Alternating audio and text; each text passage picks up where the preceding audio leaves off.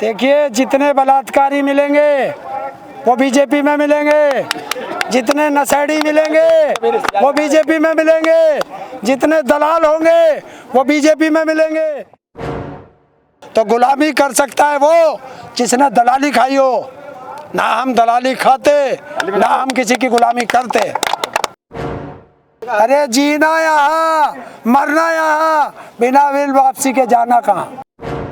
मैं किसान के नाते नहीं, मैं विकलांग के नाते कहता हूँ कि मैं अपने विकलांगों से, बंगाल को से कहूँगा कि इन कुत्तों को वोट मत देना, ममता को वोट दे देना। आप क्या चाह रहे हो आखिरकार, क्या चाहते क्या हो? बिल वापसी, एमएसपी पे गारंटी का कानून, स्वामीनाथन रिपोर्ट संपूर्ण रूप से धरातल पे लागू।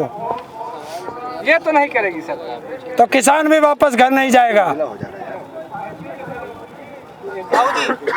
बीजेपी के नेता जो है पामेला गोस्वामी एक हैं, प्रवक्ता भी कई जगह की रही हुई हैं, वो कोकीन के साथ पकड़ी जाती है। ड्रग ट्रैफिकिंग में इनके नेता जो है लगे रहते हैं और ये अपनी छवि इस तरीके से दिखाते हैं। क्या कहेंगे इस पे? देखिए, जितने बलात्कारी मिलेंगे वो बीजेपी में मिलेंगे, जितने नशेड़ी मिलेंगे वो बीजेपी में मिलेंगे, जितने दलाल होंगे वो बीजेपी में मिलेंगे, जितने लुटेरे होंगे वो सब बीजेपी में मिलेंगे।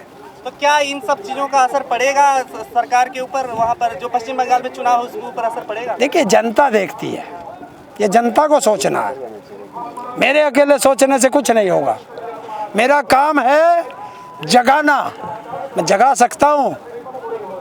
तो किसान आंदोलन पर को लेकर के पश्चिम बंगाल में क्या असर पड़ेगा? इसके अमित शाह जवाब देते हैं कि वहाँ पर 6,000 रुपये जो किसान सम्मान निधि मिलता है वो नहीं मिलते, तो इसलिए इसका असर पॉजिटिव मिलेगा, वहाँ पर सकारात्मक रहेगा। क्या कहेंगे? हाँ, वो तो 6,000 तो वहाँ पंजाब में भी दे रहे थे, पंजाब में भी पॉजिटिव आया बीजेपी का। 0 0 0। ये तो आप कह रहे हो, लेकिन वैसे तो सरकार कहती है कि हमको पूरा मिलेगा। क्या बीजेपी में, इसमें पंजाब में? अरे छोटे चुनाव थे, निकाय चुनाव थे, कोई वोटर तो वही, विधानसभा थोड़ी था। वोटर तो वही लोग हैं। अच्छा, अब कम है ना है? तो छोटे मोहल्ले में तो 10-20 वोट से जीत जाते, लेते 10-20 वोट का तो आगे नहीं होगा ना, आगे तो बड़ी वोट की जरूरत। तो बड़ी वोट में भी तो वोटर तो किसान ही रहेगा, मजदूर रहेगा। जब उसको फांसी लगेगी तो वो इसे वोट देगा। आ रहा हूँ, हम भी आ रहे हैं बंगाल में अपने किसानों को समझाने के लिए। मतलब एक सवाल कि जैसे अखिलेश यादव ने कहा है कि मोदी जी कहते हैं कि परजीवी, तो क्या बीजेपी के सारे जो है से चंदा जी भी है क्या, कि चंदा लेके मांग के जो राम मंदिर का इशू है, चंदा जी भी उनको कहा है? बिल्कुल, ये चंदा जी भी है, बीजेपी वाले नहीं, मोदी भी परजीवी है। उसने अपना नाम बताया है, तुम्हारे सुनने में गलती हुई होगी। क्यों? कि परजीवी होता है खून पीने वाला, ऐसा मुझे बताया इसकी डेफिनेशन। मैं तो सोच रहा था भीख मांगने वाले को परजीवी कहते हैं, लेकिन खून पीने वाला। तो जब गोधरा कांड हुआ था, वहाँ हिंदू और मुसलमान का खून पिया था, ये वहाँ का परजीवी है। या देश में बैठाया तो 200 से ज़्यादा किसानों के खून पी गया, तो ये परजीवी है। और पुलवामा हमले में जवानों का खून पी गया चुनाव जीतने के लिए, तो ये परजीवी है। तो अंबानी का जो रिलायंस है, जियो है, उसको पंजाब में काफ़ी नुकसान हुआ है, एक आंकड़ा आया जिसमें 5 लाख सब्सक्राइबर कम हो चुके हैं पंजाब में। क्या कहेंगे कि ये आप लोगों के आंदोलन की वजह से हो रहा है क्या? देखिए, मेरी मर्जी, मैं चाहे यो वाला इस्तेमाल करूं, मैं यो करूं, मैं चाहे ये करूं, मैं चाहे वो करूं, मेरी मर्जी। तो कोई सा भी आदमी कोई भी फोन इस्तेमाल करेगा, हमें अच्छा नहीं लगता, छोड़ दे। देश में रहते हैं तो देश की बात माननी पड़ेगी, वो तो कह रहे हैं। क्या मोदी जी कहते हैं कि देश में रहना है तो देश की बात सुनना पड़ेगा, जो देश राष्ट्र हित में होगा। हाँ, तो राष्ट्र हित में अगर अडानी अंबानी की गुलामी करे तो राष्ट्र हित, अगर विरोध करे तो देशद्रोही है। तो गुलामी कर सकता है वो जिसने दलाली खाई हो। ना हम दलाली खाते, ना हम किसी की गुलामी करते। बताओ, जियो का बहिष्कार करके भी बहुत ज्यादा तो आपका फायदा हुआ नहीं है, या गवर्नमेंट को तो नुकसान क्या हुआ भाई? हमारा नुकसान क्या हुआ? तो फायदा भी तो नहीं हुआ है। तो रिलायंस का कोई नुकसान हुआ है बहुत ज्यादा, तो क्या फायदा भाई? हमें किसी का नुकसान नहीं करना, हमें अपना एकता दिखानी है, वो हम एकता दिखाते हैं। तो इससे एयरटेल और वोडा को फायदा मिल रहा है, BSNL को फायदा मिल रहा है। क्या कहेंगे? अच्छी बात है। जो गद्दार होगा, गद्दारों का बहिष्कार किया जाएगा। दोनों प्राइवेट कंपनी है, वो तो कोई सरकारी थोड़ी है। और जियो को सरकारी है। वो तो आपको बहुत तो सपोर्ट खुश किया क्यों है आप कोरोना में। जियो के खिलाफ हो गए? खुश क्यों कोरोना में हैं? तो मुकेश अंबानी ने आप लोग को बहुत सपोर्ट किया। और अनिल अंबानी किसका खा गया माल? जो है वो हो गया दिवालिया है। क्या है? जिसका बाप पेट्रोल पंप पे नौकरी करता हो, आज वो देश का सबसे बड़ा उद्योगपति है। ईमानदारी से बना है। उससे मेहनत तो बड़े बड़े हमारे यहाँ उद्योगपति है। बिरला थे पहले, टाटा थे, उनका नाम सुनते थे।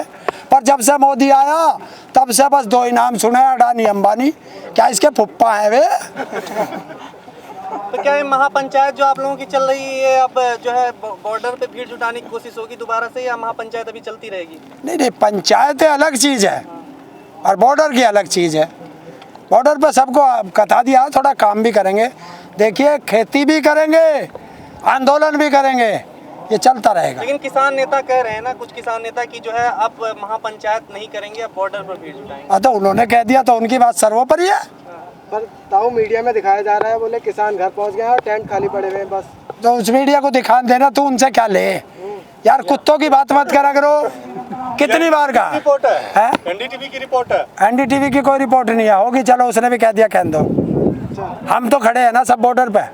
ये तो आपको इक्का दुक्का समझ रहे हैं। अरे इक्का दुक्का समझ रहे तो लाठी बजवा दे जा। रफेल लगवा दे, यहाँ से के वो फोर्स लगवा दे, मरवा दे सबको, घर चले जाएंगे। जो मर जाएंगे वो लाश चली जाएंगी, जो जिंदे रह जाएंगे भाग जाएंगे। क्या हो सरकार से? इरादा ना है आपका भी घर जाने का है? ऐसे कैसे निकलेगा? अरे जीना यहाँ, मरना यहाँ, बिना विल वापसी के जाना कहाँ। तो आगे की क्या प्लानिंग है अभी फिलहाल? आंदोलन चलेगा, और आगे आंदोलन में क्या कुछ होगा? आगे की अभी आएंगे जत्थेदार, बताएंगे कुछ ना कुछ आगे की रणनीति।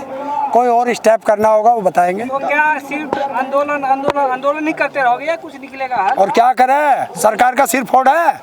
तुम तो चाह रहे हो कि हम हिंसा पे उतर जाएं। हम बिल्कुल अहिंसावादी हैं।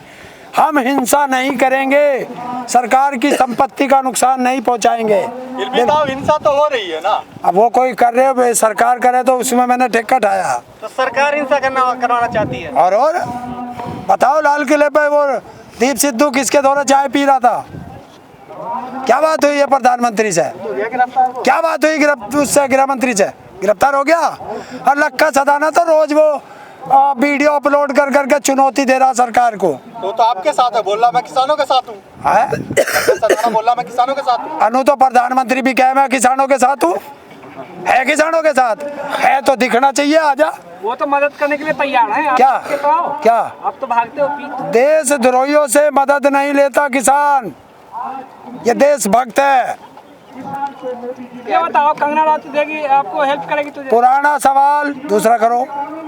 ताऊ, पंजाब का जो नतीजा आ गया, बंगाल में चुनाव है, और ऐसे में राकेश टिकैत कह रहे हैं कि किसानों का ट्रैक्टर बंगाल के लिए तैयार है, बंगाल निकलेंगे। आपको कैसे देखते हैं इस बयान को? बिल्कुल सही कहा। जहाँ जहाँ चुनाव होगा किसान का ट्रैक्टर दौड़ेगा। बीजेपी के खिलाफ दौड़ेगा, गलत है राजनीति है फिर? सरकार के खिलाफ दौड़ेगा।